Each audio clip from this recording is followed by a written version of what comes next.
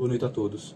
Meu nome é Antônio Augusto Vilela Duarte e, na presente apresentação, iremos falar sobre a arbitragem no contexto do direito internacional público. Primeiramente, devemos entender que a arbitragem se trata de um meio de resolução de conflitos.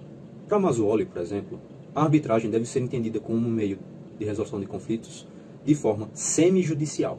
A mesma ideia de Mazzuoli, qual seria, então, a diferença da arbitragem, que é um método semijudicial de resolução de conflitos, para os métodos judiciais? Como Mazzuoli afirma, não existe jurisdição permanente no Tribunal de Arbitragem, considerando que o Tribunal de Arbitragem foi estruturado especificamente para um caso concreto.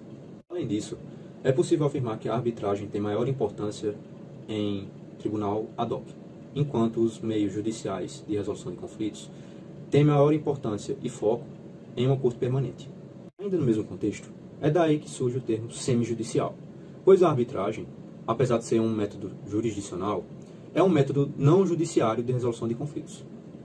Continuando, devemos falar sobre a arbitragem no contexto histórico, mais precisamente levando em consideração a evolução que cada sociedade sofreu ao longo do tempo. Quando tratamos sobre a arbitragem, vemos que ela já existiu no Egito Antigo, na Grécia Antiga e até na Itália, principalmente em Roma, com a influência da Igreja Católica, consequentemente do Vaticano. Ao longo do tempo, a arbitragem começou a ganhar mais força quando os estados começaram a se modernizar e ampliar as relações entre si. No Brasil, por exemplo, a gente pode ver uma citação de arbitragem na Constituição Federal, mais precisamente no artigo 84 do Diploma Normativo.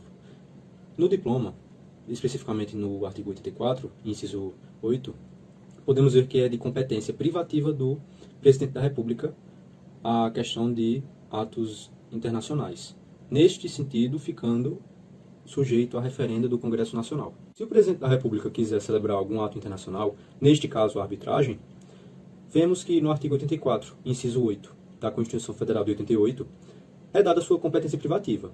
Porém, apesar de ele querer celebrar o ato internacional, a arbitragem, há necessidade de submeter tal ato de celebração ao Congresso Nacional. Pelo fato do referendo se tratar de algo que apenas ocorre posteriormente, nesse caso, no âmbito do Congresso Nacional, o presidente iria, primeiramente, celebrar o ato internacional de arbitragem e apenas posteriormente o referendo seria realizado pelo Congresso Nacional. Finalizando minha fala, especificamente sobre o Congresso Nacional, a partir do momento em que o presidente da República quiser celebrar um ato internacional, no caso a arbitragem, e submetê-la ao Congresso Nacional, este, ao realizar o referendo, irá se basear no artigo 49, inciso 1 da Constituição Federal de 88. Boa noite, me chamo Dante Cordeiro dos Santos. E pegando da brilhante fala de Antônio, dentro da arbitragem, quando nós vamos discutir os árbitros, a grande regra é que as próprias nações do acordo que está sendo discutido possam escolher quem será o árbitro.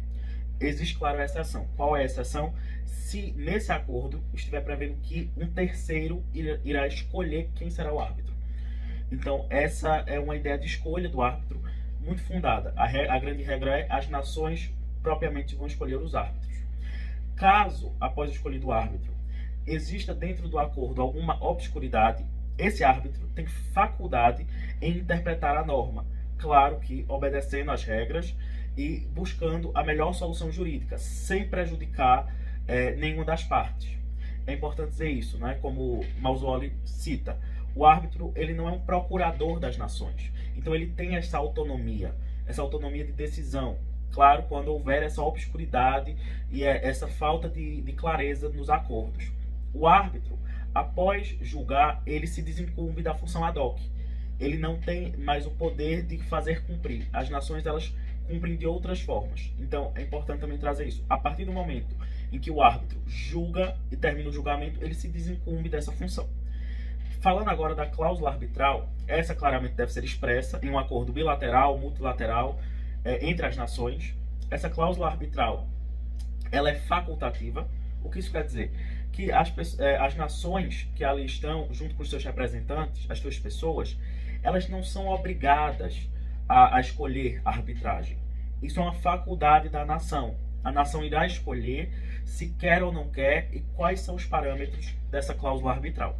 Porém, a partir do momento em que a nação, ou as nações no caso, escolherem a cláusula arbitral, essas estão obrigadas a segui-la. Então, as nações elas não são obrigadas a levar os seus problemas e as suas divisões dentro dos acordos para a arbitragem. Porém, se estiver previsto nos acordos que a arbitragem será o meio semijudicial, como cita Mauswolly, o meio semijudicial a se resolver o conflito, as partes ficam obrigadas a fazer a arbitragem. Essa é a grande regra do nosso direito internacional público. Então, muito obrigado a todos pela escuta. Olá pessoal, a gente vai falar agora um pouquinho sobre o processo arbitral, né? Como é que funciona e tudo mais. Como é costumeiro no direito da agentes, né? Tudo como é que vai acontecer, de que forma, de que modo, depende muito do que os próprios estados pactuaram, né? Já que a gente está falando aqui de dois sujeitos soberanos entre si, né? Então não dá para falar muito do acolhimento deles de uma autoridade superior, né, a eles, que não existe nesse caso. Então o processo arbitral ele vai seguir muito o que os próprios sujeitos já pactuaram previamente, né?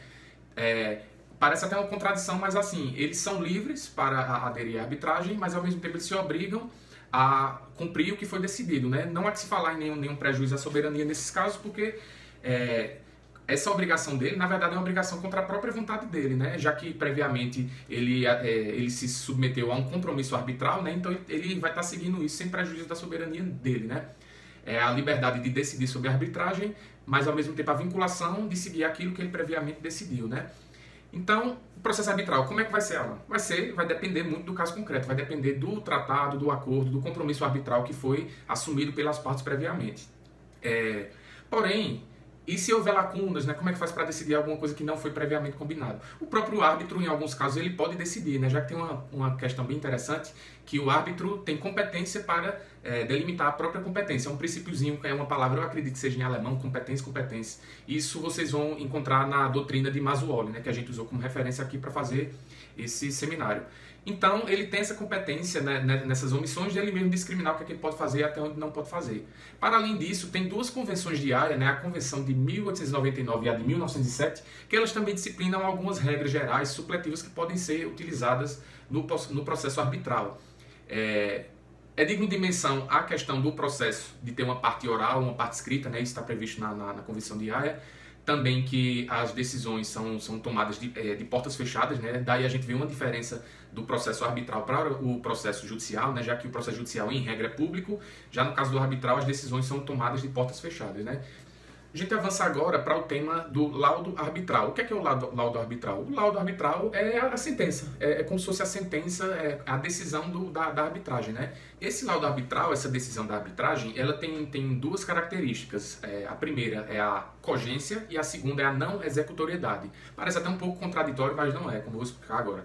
Cogência pelo seguinte, que da mesma forma que eu falo em relação ao processo, a decisão do árbitro, né, o laudo dele, deve ser seguido pelas partes. Por isso, a característica da cogência, né? Se os sujeitos se obrigaram a resolver a sua questão através da arbitragem, eles estão obrigados, se vinculam à decisão do árbitro, né? Sem ferir novamente a questão da soberania, já que eles previamente pactuaram que um árbitro decidiria as questões deles. E não tem executoriedade, que já é outra diferença em relação ao processo judicial, porque em se tratando de direito da agentes, né, de direito internacional, não existe uma autoridade superior que vai garantir essa execução, né? Então vai depender muito da boa-fé dos Estados em cumprirem. É claro que o descumprimento de tratados, em tudo que se trata de direito internacional, vai gerar repercussões outras, né? Mas é digno de nota que se esclareça-se que não há executoriedade em relação ao lado arbitral, tá? Por fim, cabe falar brevemente sobre as formas de arbitragem. Basicamente, há duas formas, né? A voluntária e a obrigatória. A voluntária é quando os sujeitos espontaneamente recorrem ao método da arbitragem para resolver alguma questão, né?